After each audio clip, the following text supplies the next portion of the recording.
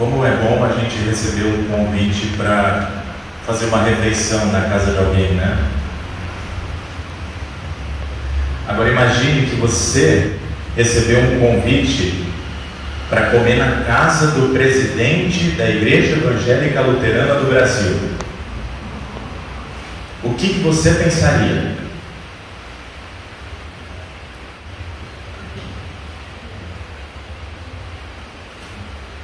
Eu pensei em duas coisas. Primeiro, puxa, se o presidente da IELB está me convidando, eu devo ser importante, né? Ou então, puxa, se o presidente da IELB está me convidando, alguma coisa tem de estranho. O que será que ele quer de mim? O que ele quer conversar comigo?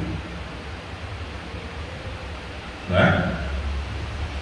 E esses dois pensamentos que eu tive me revelam duas coisas a respeito do ser humano. Ou ele se acha, ou ele se orgulha do status que ele tem, ou ele desconfia quando a esmola é demais. Porém, quem de nós pensou que o presidente da IELB nos convidou para uma refeição na casa dele porque ele queria nos servir uma boa comida? Né? Pode ser uma das opções. E se isso acontecesse, seria capaz de a gente ficar meio, com o pé atrás, sem jeito, pensando: o que é que eu vou fazer agora para retribuir esse favor? O texto do Evangelho de hoje nos traz o relato de Jesus entrando na casa de um dos principais fariseus da época, num sábado, para tomar uma refeição. Só que pelo que a gente sabe, aquilo que a gente já leu nos relatos anteriores de Lucas, a gente está no capítulo 14, e se a gente pegar os relatos anteriores, a gente consegue ver que Jesus e os fariseus não se davam muito bem, né? Sempre tinha alguma discussão religiosa entre eles. Tanto que lá no capítulo 12, Jesus tinha chamado os fariseus de hipócritas. Então a gente logo pensa, ou aquele fariseu convidou Jesus porque Jesus era importante, ou porque ele tinha segundas intenções ao convidar Jesus. E o mais provável é que ele tinha sim segundas intenções, porque o texto diz que os fariseus o estavam observando. Só que não era uma observação de admiração. Eles não estavam admirados com Jesus. Era uma observação de ficar atento a qualquer vacilo de Jesus. Quando a esmola é demais, o santo desconfia, né? E nesse caso, o santo de Deus, Jesus Cristo, já tinha consciência do que estavam armando para ele. Mesmo assim, ele vai lá, entra na casa daquele fariseu para tomar uma refeição com eles. E o texto diz: eis que diante dele se achava um homem hidrópico, ou seja, um homem que tinha um problema de acúmulo de líquidos em várias partes do corpo, que às vezes causava deformação na pessoa. Daí a gente se pergunta mais uma vez, na casa de um fariseu que se considerava o mais puro, o mais santo dentre as pessoas, ele deixaria um homem doente, um homem impuro, ficar lá na entrada da casa dele? Certamente que não. algo de errado não estava certo. Por causa disso, antes de realizar a cura, Jesus pergunta aos fariseus e mestres da lei se era permitido curar no sábado, se era lícito ou não curar no sábado. Mas eles não disseram nada.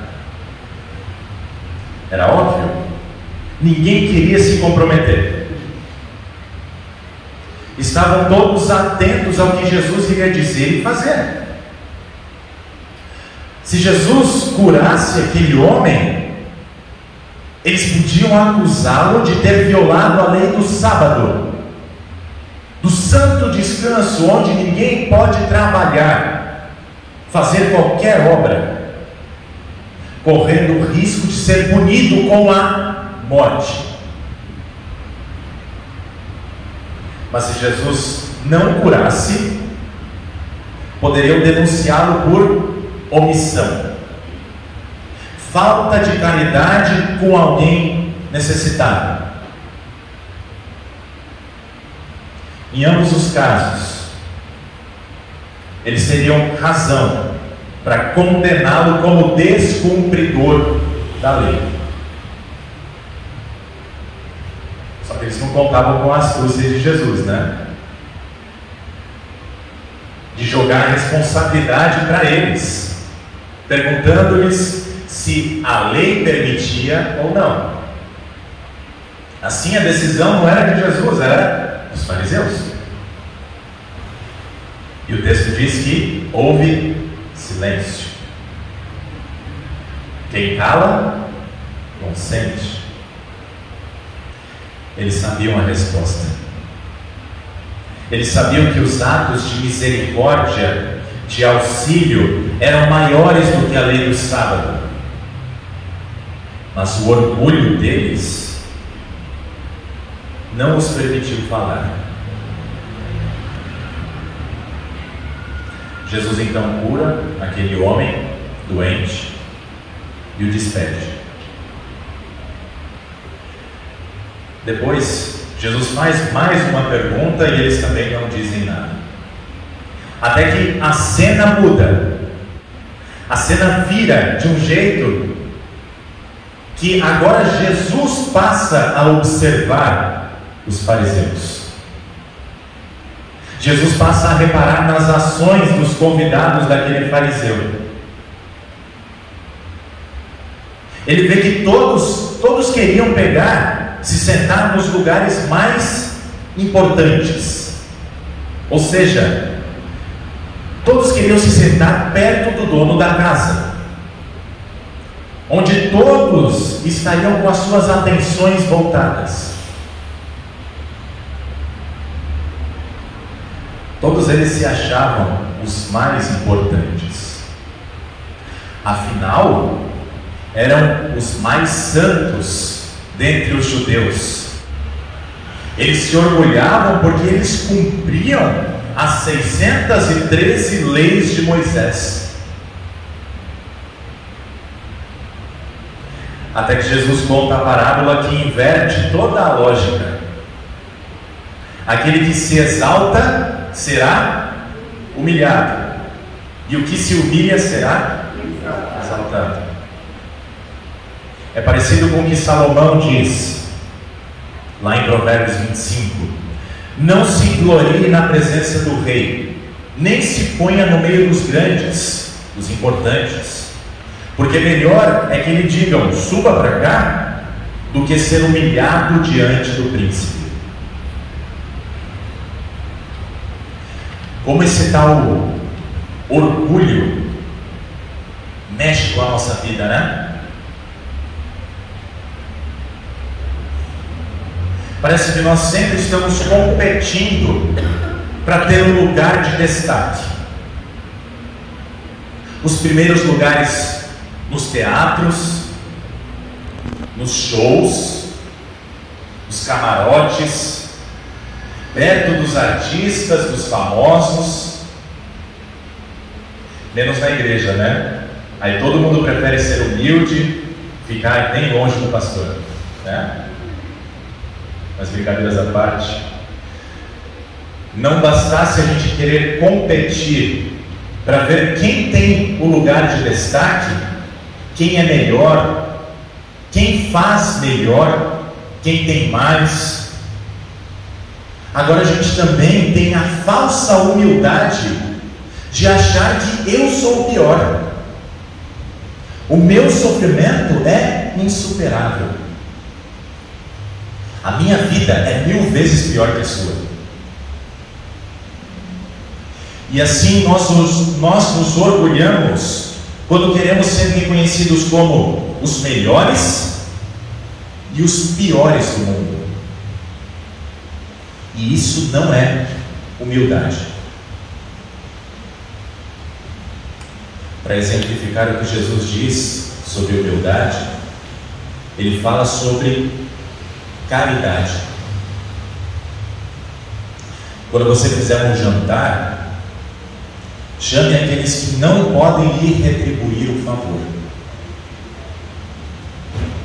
Ah, mas eu me lembrei que se o presidente da IELB me convidou para jantar, eu preciso retribuir esse favor. A pergunta é: ele quer ser retribuído? Ou ele simplesmente está fazendo o que Jesus ensinou, servir alguém sem esperar nada em troca?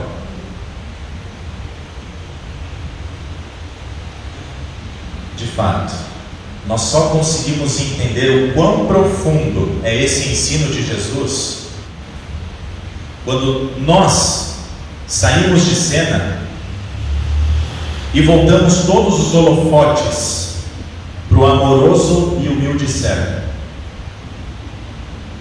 Jesus Cristo. Ele andava com gente de tudo quanto é tipo, sem se importar com os adjetivos. Gente rica, gente pobre, gente importante, gente insignificante. Para Jesus era simplesmente gente. A sua vida aqui no mundo não estava voltada para os seus próprios interesses, mas para os interesses do seu Pai. E nisso ele foi obediente. Ele curava pessoas das suas enfermidades, das suas limitações, e não esperava nada em troca. Jesus, sendo Ele o próprio Deus, se deixou ser humilhado por pecadores, a ponto de ter o seu corpo literalmente danificado, rasgado, pregado numa cruz, a fim de oferecer um banquete, o seu próprio corpo e sangue. Para quem? Pobres, aleijados, coxos, cegos, enfim, pecadores como eu e vocês, que não tem como recompensá-lo pelo perdão que nos torna bem-aventurados. Pois foi esse Jesus, aquele humilde servo, humilhado por minha e por sua causa, que o Pai o exaltou sobremaneira e lhe deu o nome que está acima de todo nome, e agora está sentado à destra do Pai. E isso é humildade. Se humilhar para servir aquele que precisa de misericórdia e que não tem como lhe retribuir. Quem nos ensina isso é o próprio Deus. E além de Ele nos ensinar, Ele também nos perdoa por não conseguirmos nos humilhar desta forma, como Ele espera de nós. E sim, Deus espera isso de nós. Filipenses 2:5: tenham entre vocês o mesmo modo de pensar e agir de Cristo Jesus.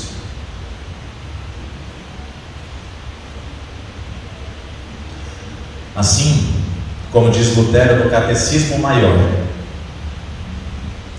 isso deve servir para que Deus nos quebre o orgulho e nos mantenha na humildade. Diante de Deus, todos temos de baixar o topete e estar contentes com o fato de que alcançamos o perdão. E ninguém pense que na presente vida vai chegar ao ponto de não precisar desse perdão.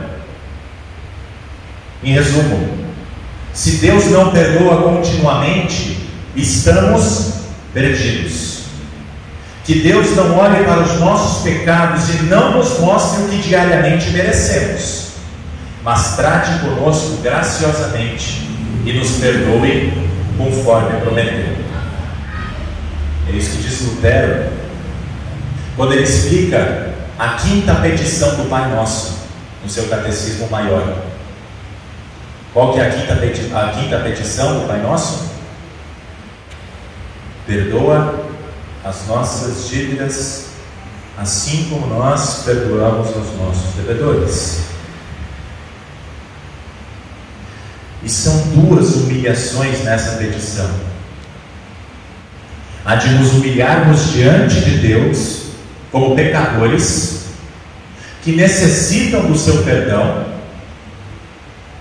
e a de nos humilharmos para pedir perdão e para perdoar o nosso próximo. Ai, como é humilhante ter que pedir perdão por alguma coisa que a gente fez. Como é humilhante ter que perdoar alguém que nos fez um mal tremendo. Porém, é isso que Jesus nos ensina. Assim como nós perdoamos os nossos devedores, assim também o Pai nos perdoa por termos pregado Jesus na cruz com os nossos pecados. E humilhação maior do que a de Jesus para nos perdoar não existe. Meus amados, a palavra de Deus é muito clara quando o assunto é humildade. Os apóstolos de Jesus Cristo, guiados pelo Espírito Santo, compreenderam tão bem esse ensino depois que eles viram Jesus ressuscitado e exaltado pelo Pai, depois de ter sido humilhado, que além de eles próprios terem se humilhado, terem sido mortos por confessarem a fé no Senhor Jesus Cristo, confessá-lo como Senhor de suas vidas, além disso, eles citaram, boa parte deles citaram esse ensino nos seus escritos. O apóstolo Tiago, no capítulo 4, versículos 6 e 10, diz assim: mas o Espírito Santo nos dá cada vez mais graça. Por isso, diz, Deus resiste aos soberbos, mas dá graça aos humildes. Humilhem-se diante do Senhor e Ele os exaltará. Primeira Epístola de Pedro, capítulo 5: que todos se revistam de humildade no trato de uns com os outros, porque Deus resiste aos soberbos, mas dá graça aos humildes. Portanto, humilhem-se debaixo da poderosa mão de Deus, para que Ele em tempo oportuno os exalte. Parecido, né, com o que Tiago diz? É o mesmo ensino. Paulo, aos Coríntios, em sua primeira carta, capítulo 1, versículo 28: Deus escolheu as coisas humildes do mundo e as desprezadas e aquelas que não são importantes, para reduzir a nada as que são importantes, a fim de que ninguém se glorie na presença de Deus. Filipenses 2:3, que nós citamos anteriormente, Não façam nada por interesse pessoal ou vaidade, mas por humildade, cada um considerando os outros superiores a si mesmo, não tendo em vista somente os seus próprios interesses, mas também os dos outros. Romanos, capítulo 12, versículo 3: porque pela graça que me foi dada, digo a cada um de vocês, que não pense de si mesmo, além do que convém. Pelo contrário, pense com moderação, segundo a medida de fé que Deus repartiu a cada um. Colossenses, capítulo 3, versículos 12 e 13: portanto, como eleitos de Deus, santos e amados, revistam-se de profunda compaixão, de bondade, de humildade, de mansidão, de paciência.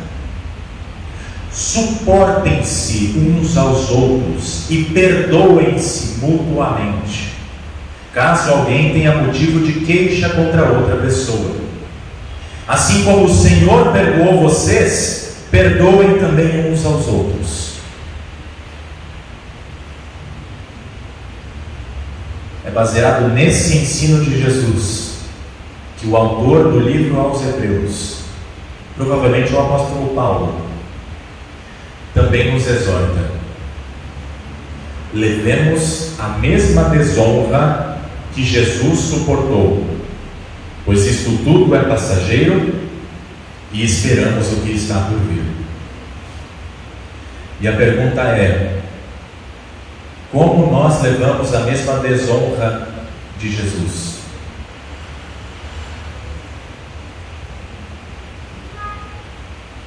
Nós levamos a mesma desonra de Jesus quando nós agimos como Ele agiu,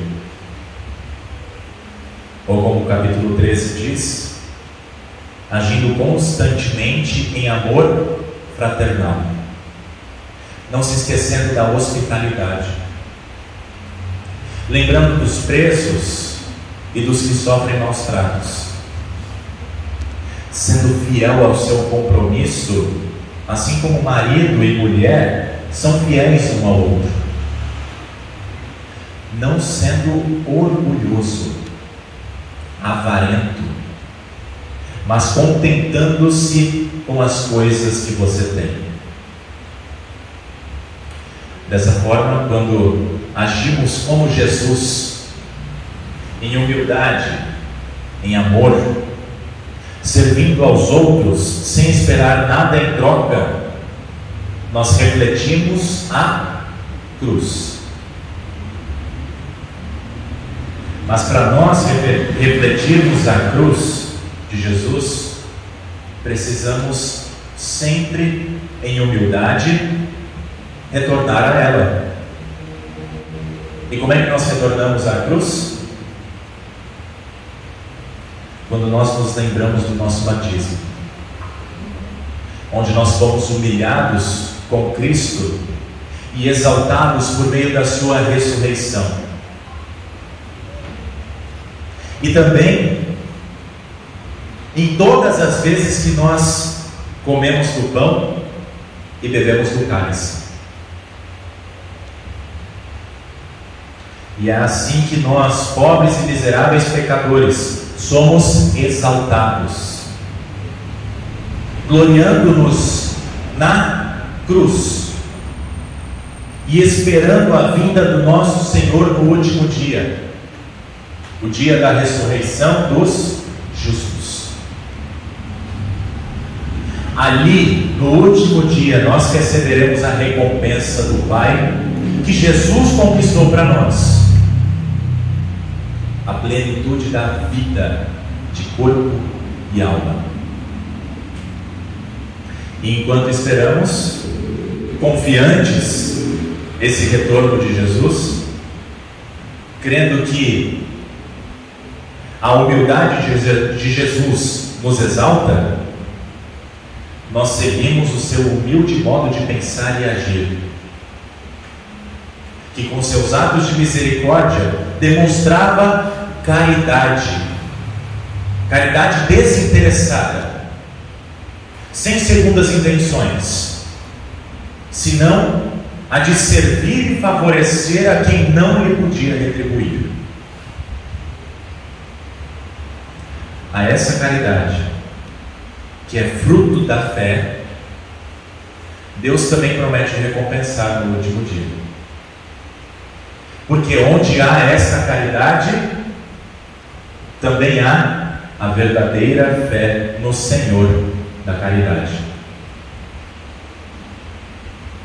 Por isso, nós vivemos essa fé, vivemos essa esperança e vivemos esse amor. E podemos ouvir do próprio Deus a sua promessa: de maneira nenhuma deixarei você, nunca, jamais o abandonarei. Que assim seja. Amém. Amém. Amém.